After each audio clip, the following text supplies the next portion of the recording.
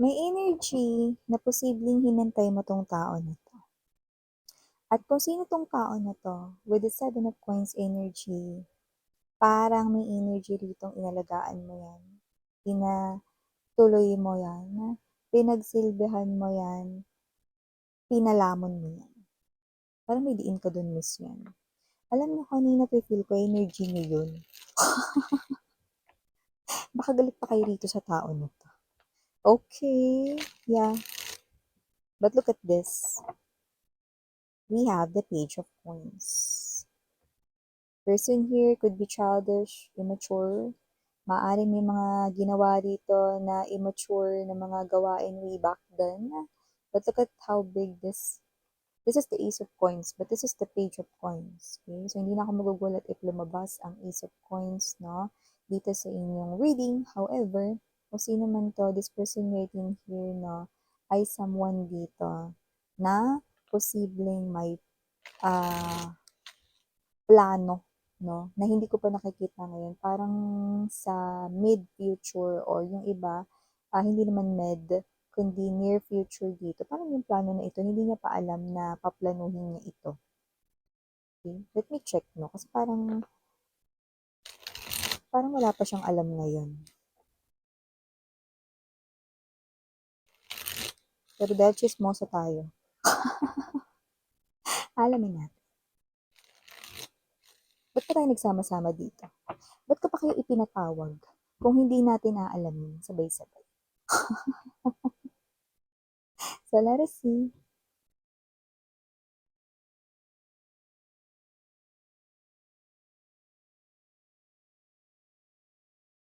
Naku, meron ditong iritable, yun 'no, parang meron ditong biglaan 'no, yung parang nakakagulat, isang klase 'no, ng bigla na lang 'no. So, I do pick up right in here na kung sino man itong energy na 'to na parang ito ay uri ng biglaan, hindi ito isang klase ng aksidente lamang 'no. Kasi nakikita ko that with the Tower, this is a major arcana, so meron dito 'no na best explanation kung bakit ito nangyayari. Pero yung approach dito sa connecting sa'yo na energy ay pwedeng nagulat siya, nabigla siya, no? At hindi lang yun, may isa pang karakter dito na nagulat din. Okay, let me just make latag first muna lahat. Yeah, look at that. We have the Two of Wands, Queen of Cups. Okay, the King of Swords now. Center. Oh. Okay, Seven of Wands. Center ng reading, Eight of Swords. Ten of Wands now. Full energy. And the Ace of Coins. Yeah. Okay. This confirms my intuition. Bottom of the deck, Seven of Swords now. Judgment, yes. Three of Cups. Oh.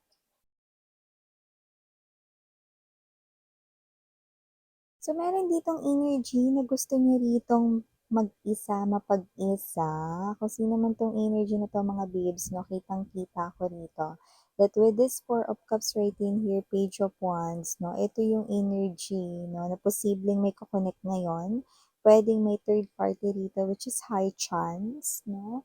So, nakikita ko rito, no, na nung nakaraan with the Page of Wands, medyo sweet pa siya dun sa third party, ha. Yung nakaraan na yun, pwedeng nung isang araw lang, ha. Pero nakakaloka, biglang meron ditong nangyari, no. Biglang nagising dito, biglang, yeah, okay, just heard, tauhan, no, natauhan itong person na ito, no, at nakikita natin dito, no, na parang gusto niya ritong mapag-isa ngayon, mare, no. Parang pwede ba dun ka muna?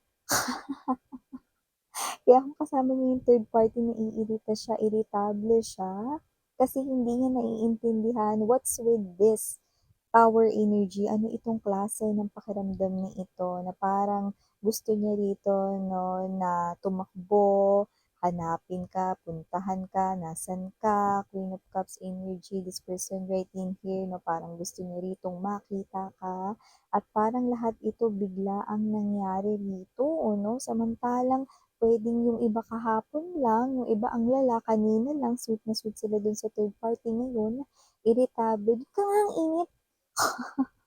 Dikit ka ng dikit, ang init, nagpapawisan ako.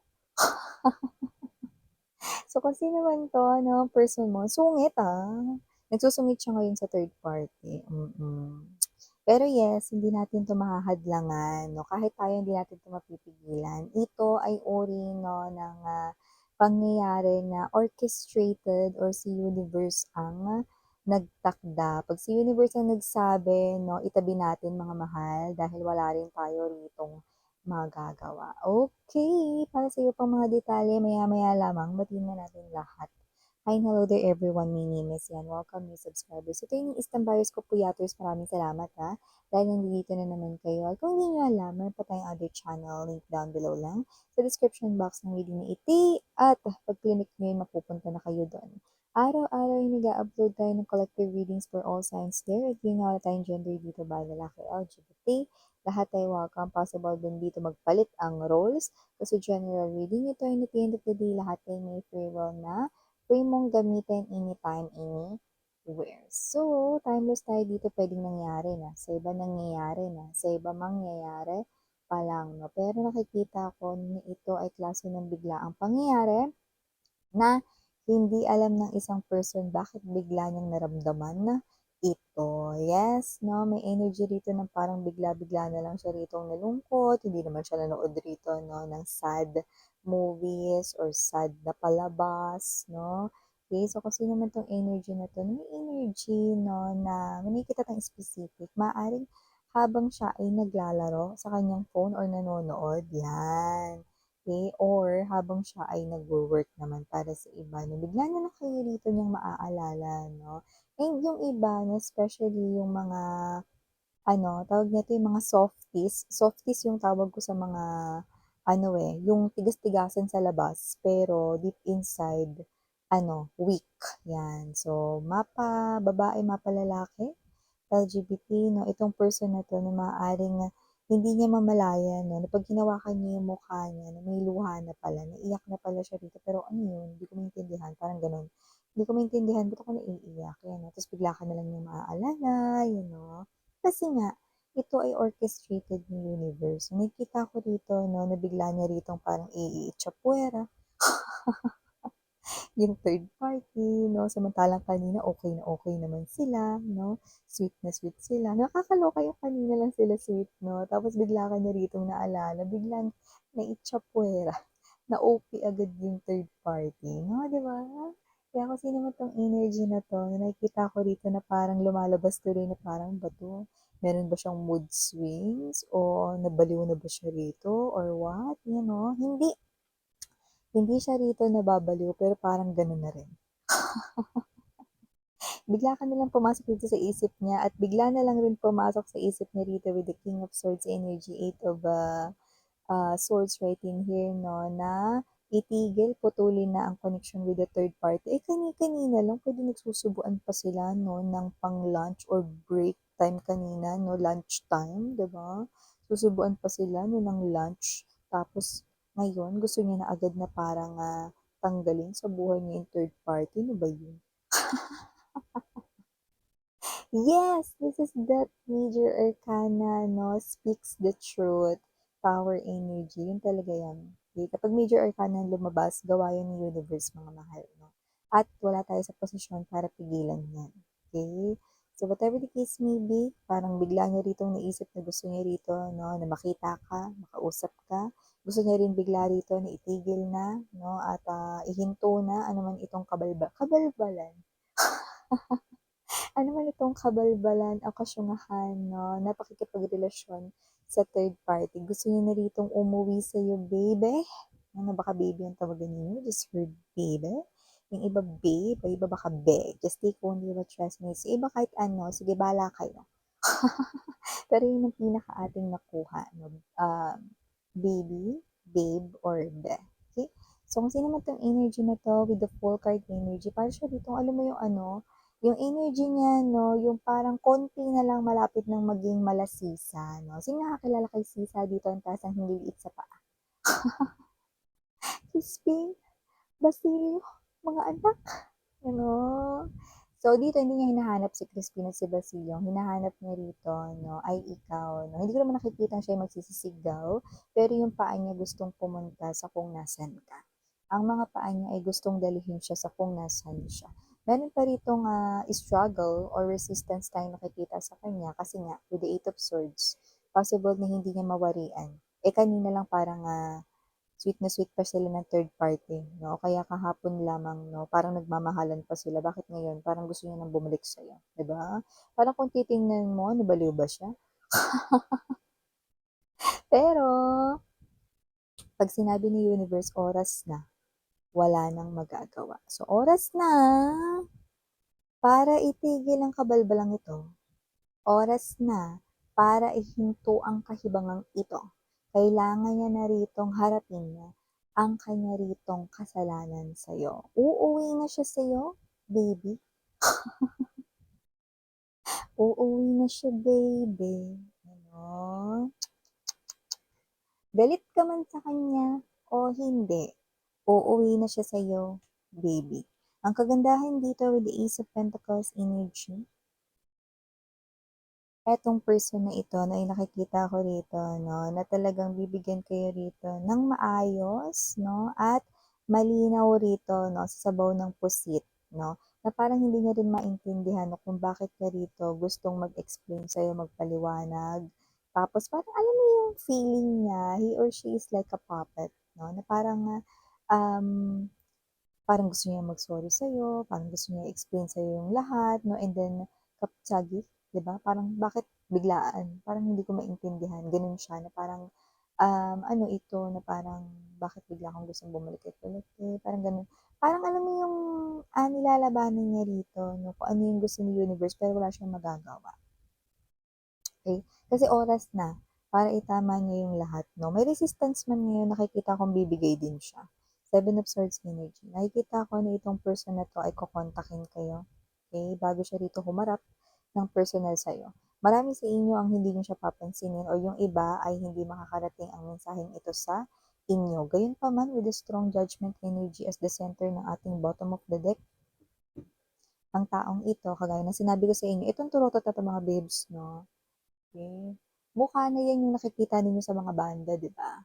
At ang lakas-lakas ng tunog niyan. So, ibig sabihin, no, dito, no, ang nagpapatunog nito ay si Universe. Okay?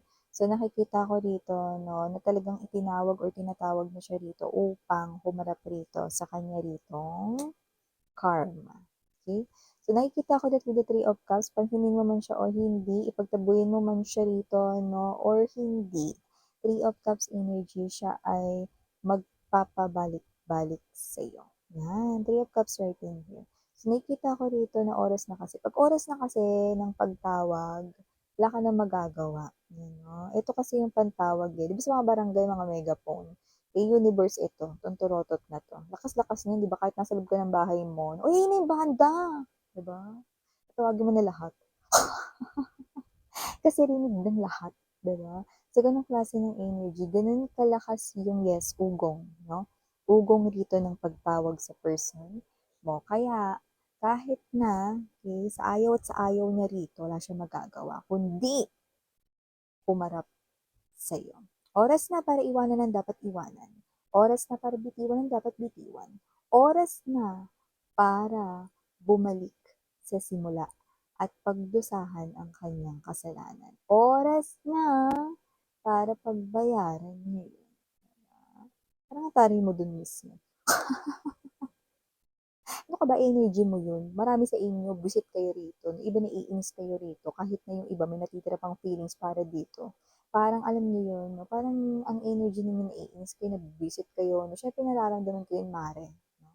So nakita ko rito na ganyan yung energy ninyo, no? Nang nalaman niyo ito, mas magiging ganyan ang energy ninyo pag nakaharap niyo siya. Okay, so for the initials right in here, we have here capital letter C, capital letter A, capital letter E, capital letter N, capital letter L, capital letter K, capital letter S, and capital letter P. So for small letters, we have N, P, J, S, Pe eh, na nakita ko yung ano 'no, maaaring yung iba sa inyo nag-try kayo mag-check yung MBTI na tinatawag, ano. Uso yun, eh, nitong mga nakaraang taon, yan 'no, parang para malaman mo kung introvert ka, extrovert. Baka may nag-take ng ganyan 'no, kamakailan lang 'no, yan. Maaaring sign or clue for someone watching, just take only what resonates, okay? So, we have here small letter U, small letter A. So, these are all the messages I got right here for you. Babe, again, you're gonna on me. Sarang yellow and light. Ano?